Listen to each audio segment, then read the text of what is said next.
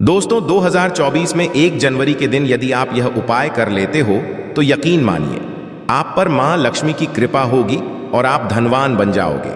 आप धनवान ना बने तो फिर कहना। दोस्तों बस जो उपाय आपको बताए जाए वह उपाय कर लेना। तो चलिए जानते हैं। नए वर्ष के पहले दिन चुपचाप गाय को खिला दे। यह एक छोटी सी चीज, कंगाल भी होंगे करोड़पति और मिलेंगे सभी संकट और कष्टों से मुक्ति, मृत्युदंड, पितृदोष तुरंत होगा समाप्त। पूरे वर्ष आप भरे रहेंगे।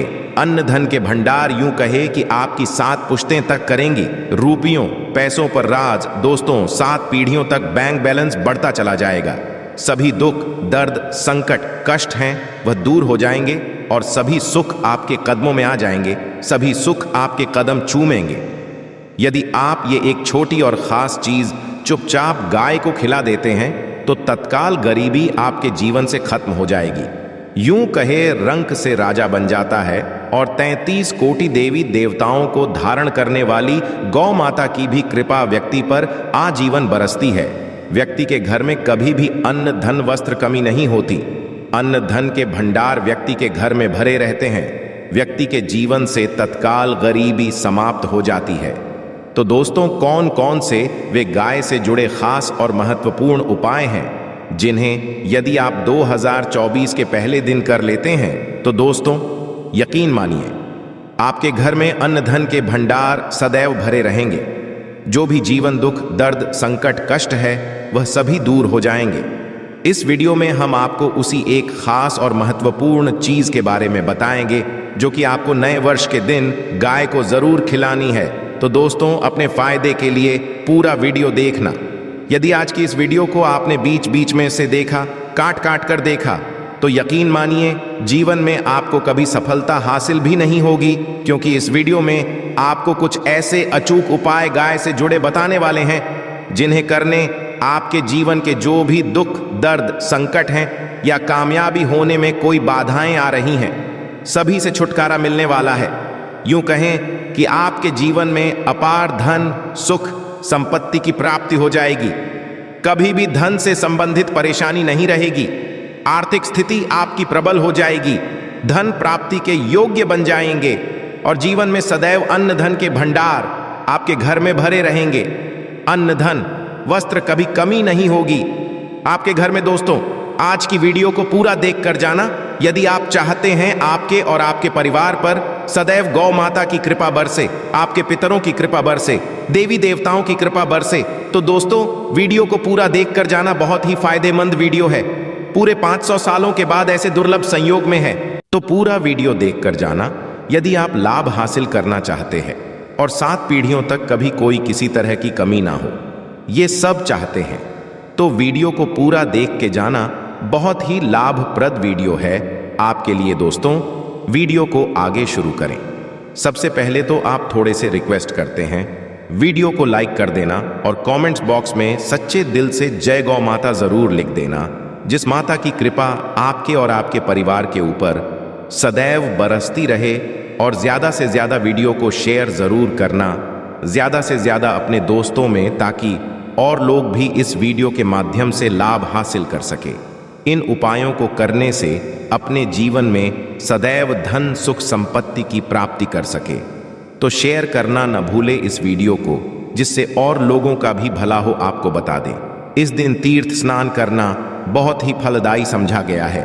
यदि कहीं तीर्थ स्थान पर पवित्र नदी में स्नान करना संभव ना हो तो आप क्या करें, घर पर ही नहाने वाले पानी में गंगा जल की कुछ बूंदें डालकर स्नान कर लें।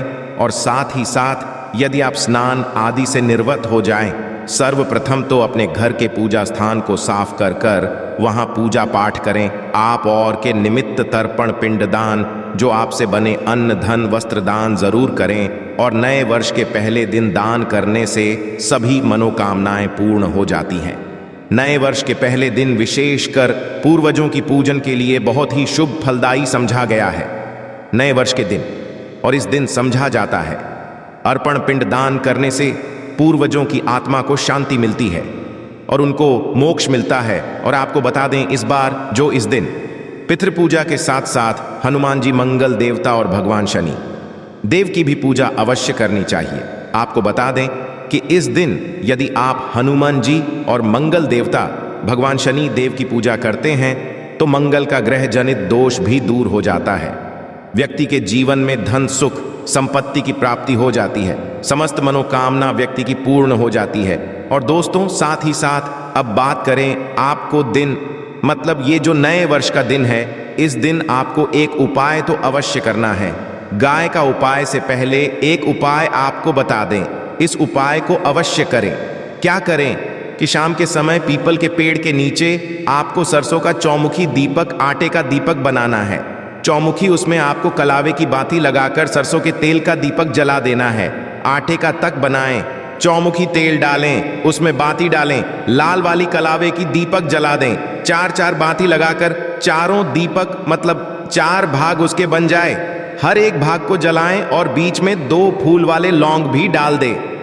फिर देखिए कैसे चमत्कार आपके जीवन में होता है। शाम के समय जलाकर उसे छोड़ें, मनोकामना मानकर। दोस्तों 21 दिनों के अंदर आपकी वह मनोकामना पूर्ण ना हो जाए तो हमें बता देना। बहुत ही प्रभावशाली उपाय बताया मैंने आपको, बहुत ही दुर्लभ से युग में है। इस बार वशिया जो है तो उपाय को अवश्य करें। मंगलवारी उपाय बताया है, बहुत ही आपको लाभ देगा ये उपाय। और अब बात करें से जुड़े कौन कौन से उपाय आपको इस दिन मतलब गाय से जुड़े, जिन्हें करने से व्यक्ति को 7 पीढ़ियों तक बैंक बैलेंस की कमी नहीं होती, दुख दर्द संकट कष्ट दूर हो जाते हैं और सभी सुख व्यक्ति के कदमों में आ जाते हैं। कदम चूमते हैं, सभी सुख और घर में अन्न धन के भंडार सदैव भरे रहते हैं, कोई कमी नहीं होती। किसी तरह कौन कौन से उपाय ध्यान से सुनना, जिस तरह बताएं उसी तरह इन उपायों को आपको करना है। तो चलिए शुरू करते हैं। कौन कौन से गाय से जुड़े उपाय हैं। प्रभावशाली चमत्कारिक उपाय है जो कि आपकी किस्मत को चमका देंगे। आपको लाभ शुरू करते हैं।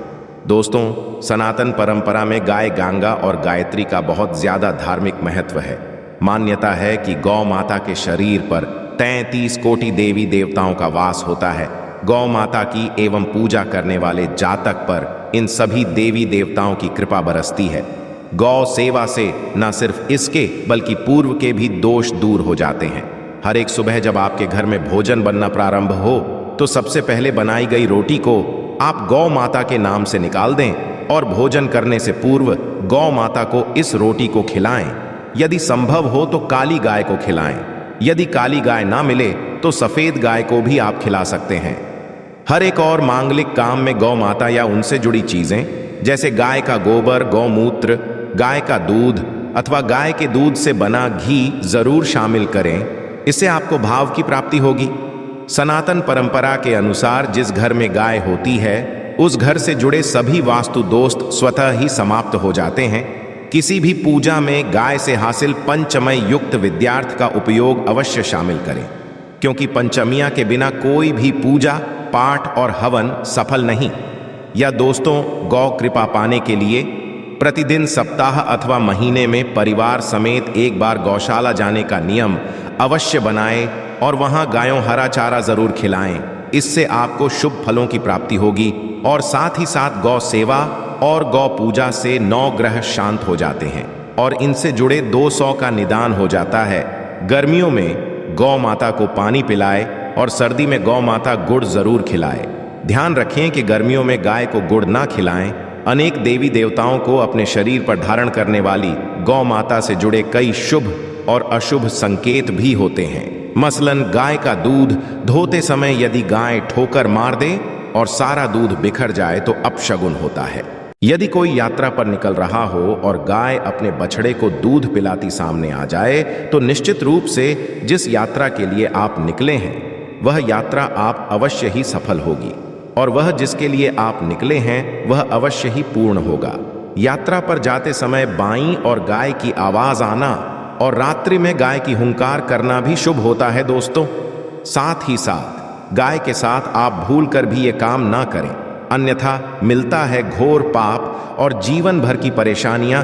जी हाँ दोस्तों, गाय को राष्ट्रीय पशु बनाए जाने और इन्हें मौलिक अधिकार दिए जाने की बात हो रही है तो सवाल उठता है, गाय संस्कृत का अहम हिस्सा है, तब भी गाय के साथ लोग खराब व्यवहार कैसे कर लेते हैं।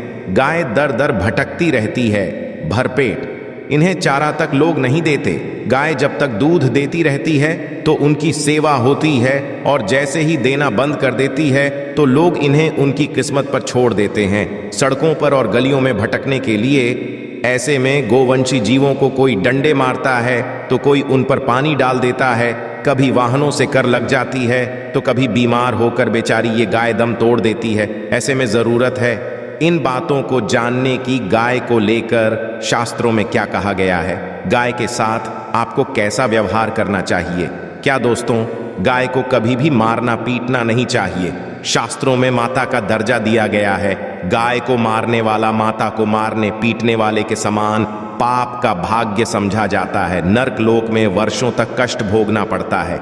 अगले जन्म पशु योनि में मिलता है। कथा है कि गौतम मुनि ने गलती से गाय को डंडा मार दिया था, जिससे गाय की मृत्यु हो गई थी, और इस पाप से मुक्ति के लिए इन्हें वर्षों तक तपस्या करनी पड़ी। भगवान श्री कृष्णा जी ने बैल स्वरूप में आए वृद्धाश्रम का वध कर दिया था, जिससे मुक्ति के भगवान श्री कृष्णा को संपूर्ण तीर्थों को एक कुंड में बुलाना पड़ा, और इस कुंड में स्नान से वह पाप मुक्त हो गए थे।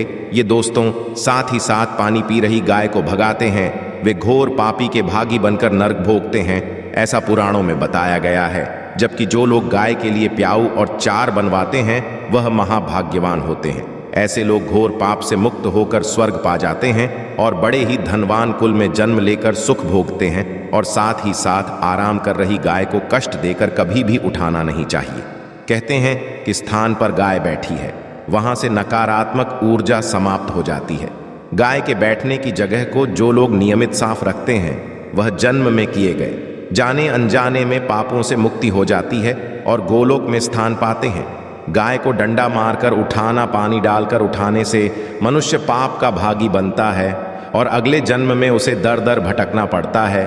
और साथ ही साथ शास्त्रों में बताया गया है कि गाय का दूध उसके बछड़े के लिए होता है।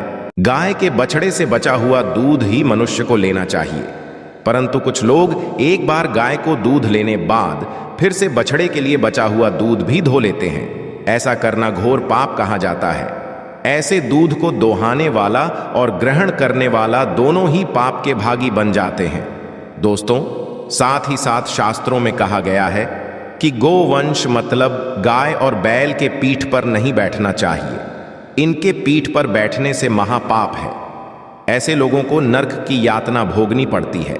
एकमात्र देव के अंश के उत्पन्न नंदी ही गोवंशी है, जिस पर स्वयं महादेव और महादेवी सवारी करती है, क्योंकि नंदी ने स्वयं अपनी इच्छा से महादेव की सवारी बनना स्वीकार किया था। और साथ ही साथ शास्त्रों में गाय के दान को बहुत ही महत्व दिया गया है, परंतु ऐसी गाय का दान कभी नहीं करना चाहिए जो बूढ़ी और बीमार हो।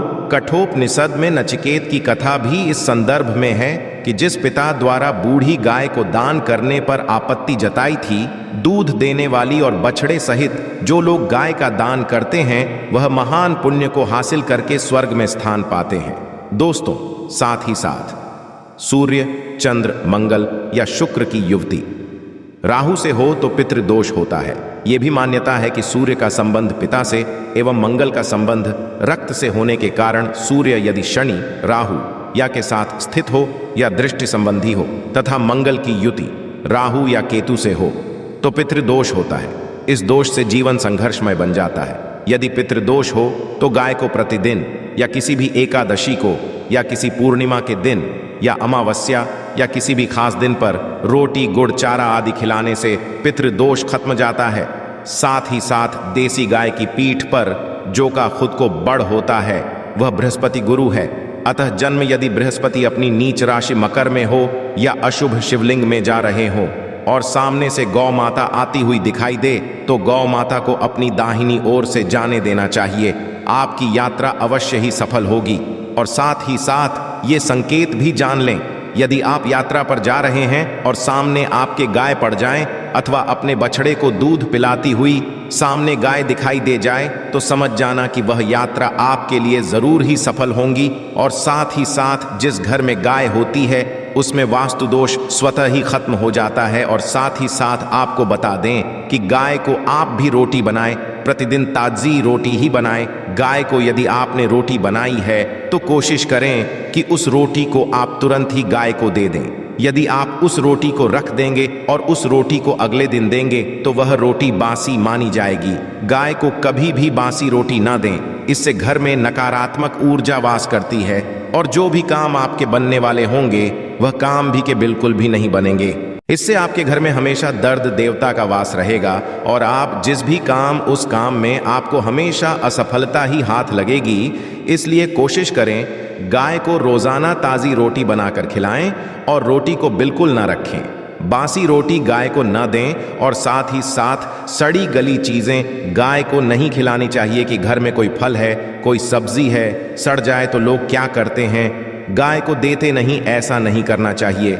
ऐसा करने से यदि आप गाय को खिलाते हैं तो और आप पाप के भागी बन जाते हैं। आप बिल्कुल सड़ी गली चीज़ें गाय को न खिलाएं और साथ ही साथ आप आटे की 11 लोहियां बनाकर उनके ऊपर हल्दी लगाएं।